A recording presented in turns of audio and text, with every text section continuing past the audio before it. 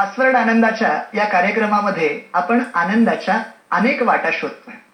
अशा कोणत्या गोष्टी आहेत की ज्याच्यामुळे आपलं जीवन आनंदी होईल? अशा कोणत्या गोष्टी आहेत की ज्याच्यामुळे आपण आनंदाचा वेगळ्या पद्धतीनं विचार करू? अशा अनेक वाटांचा शोध, असे अनेक पासवर्ड आपण शोधतोय. तुमचा चांगला प्रतिसाद आमच्यापर्यंत पोहोचतोय. तुम्हाला पासवर्ड आनंदाचा हा कार्यक्रम खऱ्या अर्थानं चांगला आनंद मिळवून देतोय. तुमच्या प्रतिक्रिया छान आहेत आणि त्याचमुळे या कार्यक्रमाला अधिक चांगल्या पद्धतीनं मजा येते. आजच्या आनंदाचा पासवर्ड आहे पहिला. आज मी तुम्हाला 2 पासवर्ड सांगणार आहे. दोन्ही एकमेकाशी संबंधितच आहेत. त्यातला पहिला पासवर्ड आहे शाळेतल्या आठवणी आठवणं. हाच आनंदाचा पासवर्ड आहे. तुम्ही म्हणाल शाळेतल्या आठवणी आठवणं म्हणजे काय? आठवून पहा ना, आपण जेव्हा शाळेत होतो, शाळेत असताना आपण किती आनंदी आहोत, किती मजेत आहोत हे आपल्याला कळत नव्हतं. कारण तेव्हा आपण आनंदी होतो. समाजातलं दुःख काय, मोठेपणाची जबाबदारी काय, याची काहीही आपल्याला कल्पना नव्हती. शाळेत असताना आपल्याला असं वाटायचं फक्त की अरे हा अभ्यास, ही अभ्यासाची कटकट, एवढं ओझं पाठीवर घ्यायचं, ते दप्तर, रोज सांगणार ते सर गृहपाठ आणायला, नाही आणले की मारणार, आणि या परीक्षा, हे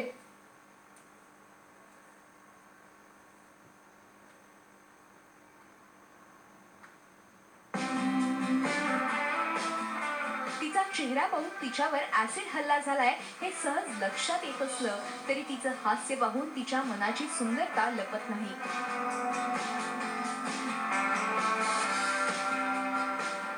सुंदर देखण्या मुलीचा चेहरा असा विद्रूप झाला असला तरी तिनं हिंमत हरली नाही.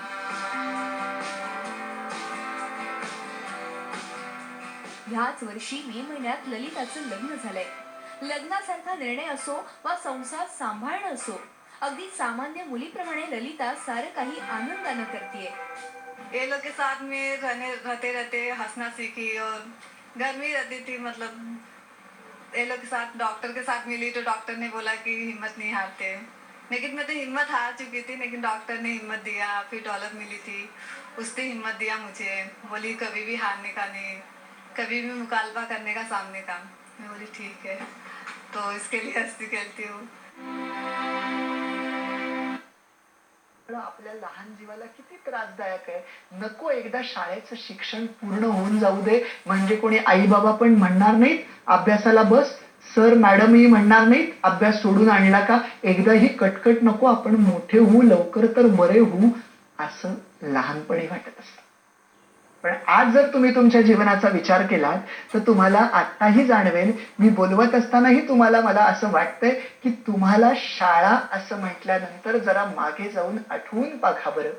शाळेशी आपल्या कितीतरी आठवणी अशा जुळलेल्या असतात. आजही शाळेतला जुना मित्र भेटला की आपल्याला किती आनंद होतो ते आपण शब्दात वर्णन करू शकत नाही.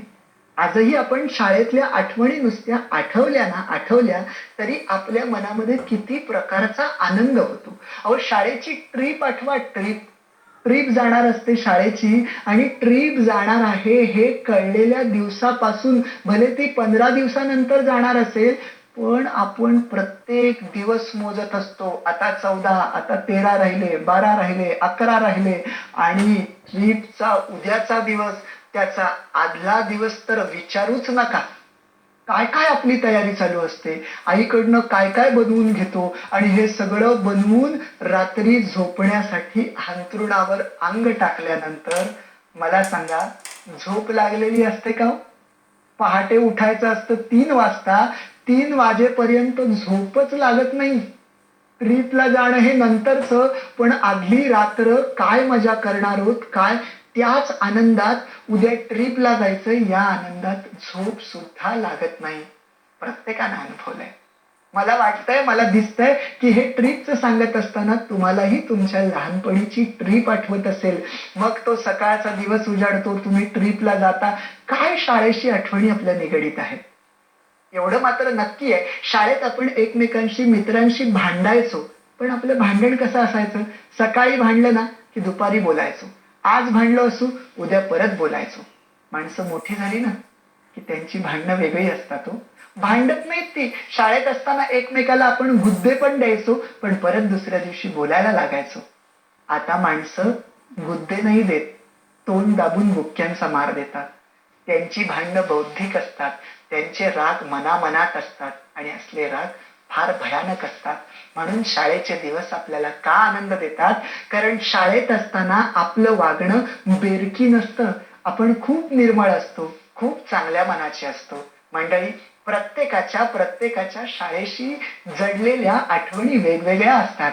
मला आठवतं, रायगड जिल्ह्यातील खालापूर तालुक्यातील चौक ची माझी शाळा, जिथे मी 5वी ते 10वी पर्यंत शिकलो. सरनौबत नेताजी पालकर विद्या मंदिर चौक हे माझ्या शाळेचं नाव. शिवाजी राजांचे पहिले सेनापती नेताजी पालकर, त्यांचं गाव चौक आणि माझ्या शाळेला नेताजी पालकरांचं नाव आहे, याचा मलाही अभिमान वाटायचा. माझं त्या शाळेच्या चौक गावाजवळच हातनोली नावाचं गाव, तिथून आम्ही हायवे क्रॉस केला की शाळेत यायचो. त्या आमच्या सरनौबत नेताजी पालकर विद्या मंदिर चौक ही शाळा तशी झकपक नाही बरं का, पण आपण कसं म्हणतो, आईचा पदर हा फाटलेला असला तरी त्या लहान मुलाला ऊब देण्यासाठी त्या ठिकाणी तो आपल्या आईचा पदर फाटका आहे का कसा आहे याची तुलना करत नाही. ती ऊब महत्वाची आहे. तशी ऊब मला माझ्या शाळेनं दिली. मज मनापासून आवडते शाळा, लाविते लळा जशी ही माऊली बाळा. अशा पद्धतीचा लळा माझ्या शाळेनं लावला. माझी शाळा तशी ग्रामीण भागातली, म्हणजे आमच्या तिथे ग्रामीण भागातली गावं आहेत. हातनोली असेल, नढाळ असेल, वावरले, तुबगाव, आसरोटी, सारंग, वाशिवली, बोरगाव, या ओरोसे, या सगळ्या शाळांमधनं मुलं चालत, आमच्या शाळेला गाडी नसेल, चालत येतात. पण ते जे आम्ही दिवस अनुभवलेले आहेत, आजही मला आठवतं, लहानपणी असताना आमच्या शाळेच्या त्या ग्राउंडवर मोठं असं झाड आहे की आमचे कोणतेही कार्यक्रम असले की त्या झाडाच्या खालीच व्हायचे. गुलमोहरासारखं दिसणारं ते टाकळ्याचं झाड. आजही अनेक कार्यक्रम तिथेच होत आहेत. पण या सगळ्या आठवणी आठवल्या ना की मनात किती आनंद होतो. पहिल्यांदा प्राथमिक शाळेत होतो, तिथून जेव्हा मी माझ्या या विद्या मंदिरच्या शाळेत आलो, तेव्हा मला पहिल्यांदा पाहायला मिळालं, अरे एवढे वर्ग असतात. अगोदर मराठी शाळेत असताना एकच बाई, एकच शिक्षिका, त्यांना आम्ही बाई म्हणायचो. आता या हायस्कूलला आल्यानंतर बाईंच्या मॅडम झालेल्या असतात, गुरुजींचे सर झालेले असतात आणि प्रत्येक पिरियड हा वेगवेगळा असतो. आणि ती एवढी लाटेतली असलेली सगळी मुलं पाहिल्यानंतर तो जो पहिला दिवस माझ्या आजही स्मरणात आहे. आणि हे सगळं मला माझ्या शाळेनं मिळवून दिलंय. माझं तुम्हाला सगळ्यांना सांगणं आहे, जी माणसं मोठी झालीत त्या प्रत्येकाची शाळा काही मोठी होती असं नाही. कोणत्या तरी खेड्यापाड्यातली त्यांची शाळा असेल, पण त्या शाळेनं त्यांना मोठं केलंय. त्यामुळे माझं म्हणणं आहे की आपण एक दिवस जर शाळेसाठी दिला, मग काहीही करा. आपण बौद्धिक काही असेल तुमच्याकडे तर ते तुमच्या शाळेसाठी द्या, आर्थिक काही असेल तर शाळेसाठी द्या, पण वर्षातला एक दिवस तुमच्या शाळेसाठी द्या. तुमच्या शाळेत जा, गेल्यानंतर तुम्हाला जाणवेल, ज्या वर्गात तुम्ही बाकावर बसला होता तिथे जरी गेलात तरी तुमचा सगळा जीवनपट तुमच्या समोर उभा राहील. त्या शाळेचे दिवस आठवतील. एक दिवस तरी द्या. मी करतो आणि अनायासे तसं माझ्याकडनं होण्याला प्रसंगही होतोय. यशवंतराव देशमुख स्मृती समितीची एक तालुकास्तरीय वक्तृत्व स्पर्धा, मी 8वीला असल्यापासून त्या स्पर्धेत भाग घ्यायचो. आजही गेली जवळजवळ 20-22 वर्ष ती स्पर्धा अव्याहत चालू आहे. बरं, तालुका स्तरावरची स्पर्धा असताना सुद्धा तिचा दर्जा इतका चांगला आहे की मंगेश पाडगावकर, शन्ना नवरे, नारायण सुर्वे यांसारखी मातब्बर मंडळी त्या यशवंतराव देशमुख स्मृती समितीच्या वक्तृत्व स्पर्धेच्या पारितोषिक वितरणासाठी माझ्या गावात येऊन गेलीत, याचा मला अभिमान आहे. आणि त्या स्पर्धेच्या निमित्तानं आज एक दिवस का होईना मी शाळेत जातो, मुलं कशी बोलतायत ते आठवतो, ती लहानपणी मी कसा बोलायचा, माझ्यातला मी त्या स्पर्धेच्या निमित्तानं समोर पाहण्याचा प्रयत्न करतो. एक दिवस शाळेत जाणं होतं. 22 वर्ष ती स्पर्धा चालली आहे. अर्थातच याचं श्रेय ऍडव्होकेट अविनाश देशमुख आणि शोभाताई देशमुख हे दाम्पत्य शिक्षण क्षेत्रात पवित्र मनानं काम करत आहे. अशी माणसं आज कमी राहिली आहेत, पण अशा माणसांचा गौरव आणि नामोल्लेख होणंही गरजेचं आहे. अशी माणसं जेव्हा काम करतील तेव्हा खरंच शैक्षणिक क्षेत्रात काहीतरी चांगलं होऊ शकतं. खेड्यात सुद्धा असं माझ्या होतंय, एवढी चांगली माणसं येत आहेत, याचा मला अभिमान वाटतोय. मला सगळ्यांनाच हे सांगायचंय की तुमची शाळा जशी कशी आहे तिच्यासाठी एक दिवस नक्की काढा. तुम्ही म्हणाल आमच्या शाळेत अशी स्पर्धा होतच नाही, आम्ही शाळेत कशाला जाऊ? एक दिवस जा, तुमच्या शिक्षकांना भेटा. अहो, ज्या शिक्षकांनी तुम्हाला गणित शिकवलंय, भले ते शिक्षक त्यावेळेस मारत असतील तुम्हाला, आजही गेल्यावर त्या शिक्षकांची तुम्हाला भीती वाटेल, पण त्यांना जाऊन भेटा, त्यांच्या चरणाला नमस्कार करा. अहो, त्यांना किती भरून येईल की आपले विद्यार्थी कुठे पोहोचले.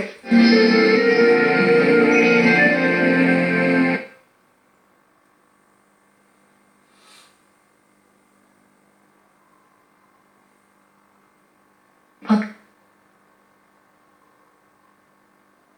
कृपा ऐकण्याच्या आनंदासाठी फक्त मान.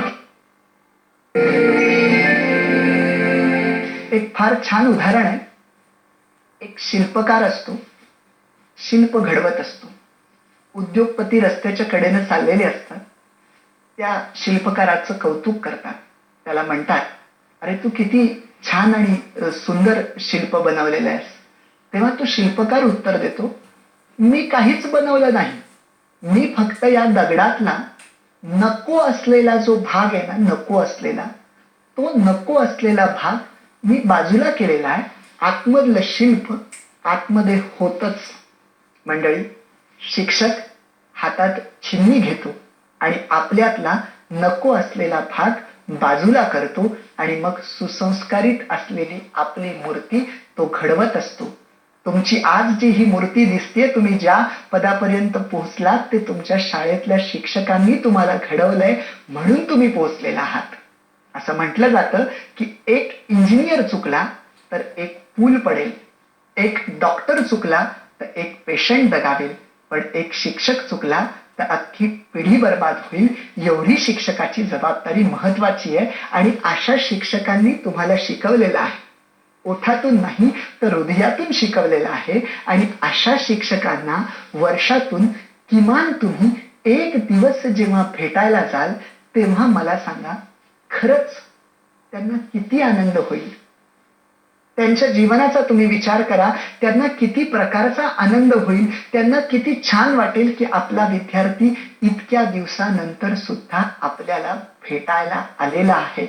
कारण आपण आज ज्या कोणत्या पदावर आहोत त्या असणाऱ्या पदावरचं आपलं असणं हे केवळ त्यावेळेस आपल्यावर, कदाचित आत्ता आपल्या लक्षातही येत नसेल की त्यावेळेस आपल्यावर कोणत्या प्रकारचे संस्कार केलेले आहेत. कदाचित त्या काळामध्ये तुमच्याकडे तुमच्या शाळेत जर संस्कृत असेल तर त्या संस्कृतच्या सुभाषित मालांच्या स्पर्धांमध्ये तुम्ही भाग घेतला असेल. त्यात तुम्ही त्या सुभाषित मालांमध्ये स्पष्टोच्चार करण्यासाठी संस्कृतचे श्लोक म्हटलेले असतील आणि त्यानंतर तुमचे उच्चार सुधारलेले असतील. कधीतरी तुमच्या एखाद्या शिक्षकानं तुमचं भाषण झाल्यानंतर तुमच्या पाठीवर कौतुकाची थाप मारलेली असेल आणि तुम्हाला पुढे चल म्हणून प्रेरणा दिलेली असेल. या सगळ्या गोष्टी त्यावेळेस नकळतपणे घडलेल्या असतील, पण त्या सगळ्या गोष्टींचे संस्कार तुमच्यावर नक्की झालेले असतील. आणि होता तो, मी 5वीला जेव्हा त्या शाळेत गेलो ना, आमच्या नेताजी पालकर विद्या मंदिरामध्ये, त्यावेळेस मला आठवतं वक्तृत्व स्पर्धा होती आणि पहिल्यांदा मी वक्तृत्व स्पर्धेला अशी वरांड्यामध्ये लांब लचक गाडीसारखी मुलं बसलेली होती आणि मी बोलायला उभं राहिल्यानंतर पहिल्यांदाच सगळी मुलं हसायला लागली. मला दरदरून आतून घाम फुटला होता. पण आता याच्यात 2 परिणाम होत असतात की अशी कुठली मुलं जर हसायला लागली, तुम्ही ठरवत असता आता इथून पुढे कोणत्याच वक्तृत्व स्पर्धेत भाग घ्यायचा नाही. अशी बरीच जण ठरवतात आणि पुढे कधीच भाग घेत नाहीत. पण तुम्हाला सांगतो, ते मुलांचं हसणं त्यावेळेचं, मी असं ठरवलं की आपल्याला हसतायत का? आत्ता हसतायत, ठीक आहे. आपण 5वीला आहोत, आपण नवीन आहोत. आपण आता अशा पद्धतीनं तयारी करायची ना, अशा पद्धतीने वक्तृत्व स्पर्धेत जोमानं भाग घ्यायचा की आता इथून पुढे आपली चुणूक दाखवल्यानंतर जेव्हा जेव्हा आपलं नाव घेतलं जाईल तेव्हा तेव्हा मुलांच्या पहिल्यांदा टाळ्या पडल्या पाहिजेत. अशा पद्धतीनंच आपली तयारी झाली पाहिजे. मंडळी, अशा अनेक गोष्टी, अनेक कंगोरे आहेत की जे आपल्याला शाळेतून मिळालेले असतात. लोखंड कसं तापलेलं असतं तेव्हा त्याच्यावर संस्कार घडत असतात, त्याच्यावर त्याला आकार प्राप्त होत असतो. तसं आपलं हे शाळेतलं वय असतं. अनेक अंगांनी त्याला आकार प्राप्त करून देण्याचं काम शिक्षक करत असतो.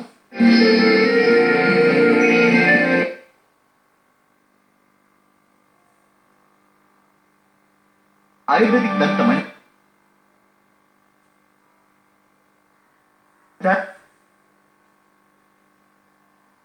निरोगी हिअरिंग सर्व्हिसेस शिक्षकाच्या दृष्टीनं तुम्ही नुसते विद्यार्थी नसता. शिक्षकाच्या दृष्टीनं तुम्ही त्यांचे मुलाला जेवढं प्रेम शिक्षक आपल्या मुलाला लावतो तेवढंच प्रेम तो तुमच्यावर करत असतो. कारण त्याला तुमच्यातनं पुढे काहीतरी घडवायचं असतं. हे तुमचं जे घडवणं आहे ते शिक्षकासाठी महत्वपूर्ण आहे. म्हणूनच ज्या वेळेस एखादा विद्यार्थी बाजारात भेटल्यानंतर शिक्षकाच्या पायाला नमस्कार करतो तेव्हा शिक्षकाच्या हृदयात कुठल्या प्रकारचा आनंद असतो ते शब्दात वर्णन करता येणार नाही. मग तुम्ही कोणत्याही सर्वोच्च पदावर गेलात, तुम्ही राष्ट्रपती जरी झालात तरी दोनच ठिकाणी तुम्ही झुकू शकता. एक म्हणजे तुमचे आई वडील आणि दुसरा म्हणजे तुमचा शिक्षक. तुम्ही कोणत्याही पदावर गेलात तरी तुम्ही त्या ठिकाणी शिकू शकता. कारण त्याच शिक्षकांनी तुमच्यावर चांगले संस्कार केलेले असतात. म्हणूनच तुम्ही सगळे हे बोलत असता. तुम्हाला फक्त याची जाणीव पाहिजे. आज मी याचा उल्लेख अभिमानानं करेल की मी आत्ता या पासवर्ड आनंदाच्या या कार्यक्रमामध्ये बोलतोय. मला सलगपणे बोलता येतंय. पण याचं श्रेय मी जसं माझ्या घरच्या आईबाबांना देईन त्याच पद्धतीनं माझ्या शाळेतल्या शिक्षकांना देईन की ज्यांनी 5वी पासून 10वी पर्यंत लोखंडासारखं माझं जे वय होतं, घडण्याचं वय होतं, त्या प्रत्येक घडण्यामध्ये माझ्यावर संस्कार केले. माझा शब्द जर कुठे चुकत असेल तर तो चुकला नाही पाहिजे याच्यासाठी काहीतरी केलं. मला व्यासपीठ प्राप्त करून दिलं. मला वक्तृत्वाची भाषणं दिली. मला वक्तृत्व कसं करावं हे शिकवलं. मी कुठे कमी पडत असेल तर ते मला सांगितलं. हे सगळं नकळतपणे माझ्यासाठी त्यांनी केलेलं आहे आणि त्यांनी त्या काळात ते केलेलं आहे. म्हणूनच माझ्या जीवनामध्ये ज्या माझ्या शिक्षकांनी माझ्या जीवनात आनंद निर्माण केलेला आहे तोच माझ्या जीवनात निर्माण झालेला आनंद आज पासवर्ड आनंदाच्या कार्यक्रमाच्या माध्यमातून मी तुमच्या जीवनापर्यंत पोहोचवतोय. या सगळ्या गोष्टीचं श्रेय माझ्या सरनोबत नेताजी पालकर विद्या मंदिर चौकच्या माझ्या सर्व गुरुजनांच्या चरणी समर्पित होतंय. आणि म्हणून मी अत्यंतिक नम्रतापूर्वक आजच्या पासवर्ड आनंदाचा हा भाग माझ्यावर संस्कार करणाऱ्या माझ्या शाळेतल्या माझ्या सर्व गुरुजनांच्या चरणी नम्रतापूर्वक समर्पित.